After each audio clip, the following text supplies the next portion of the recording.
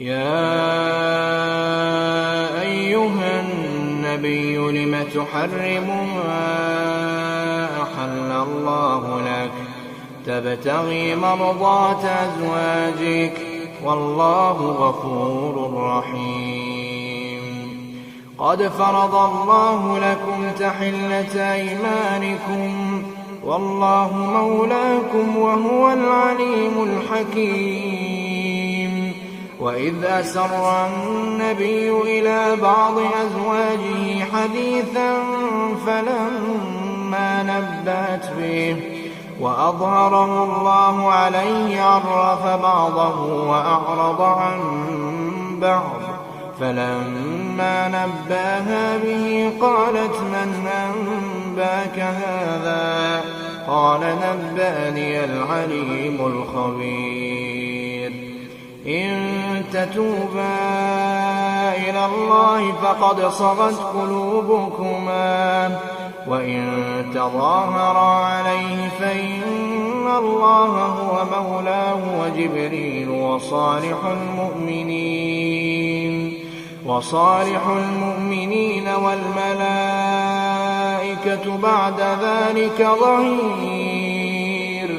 عسى ربه إن طلقكن أن يبدله أزواجا خيرا منكن مسلمات مؤمنات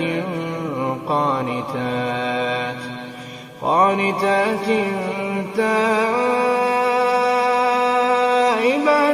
عابدات سائحات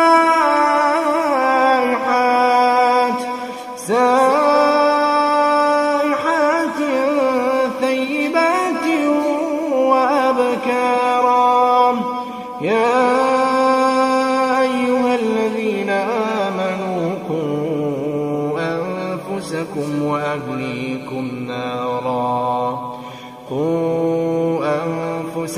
وأهليكم نارا وقودها الناس والحجارة عليها ملائكة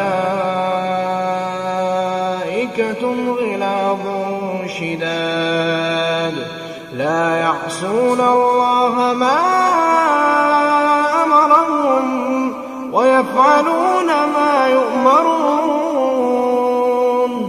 يا أيها الذين كفروا لا تعتذروا اليوم إنما تجزون ما كنتم تعملون. يا أيها الذين آمنوا توبوا إلى الله توبة نصوحا عسى ربكم أن يكفر عنكم سيئاتكم ويدخلكم جنات تجري من تحتها الأنهار يوم لا يخزي الله النبي والذين آمنوا معه نورهم يسعى بين أيديهم وبأيمانهم يقولون ربنا أتمم لنا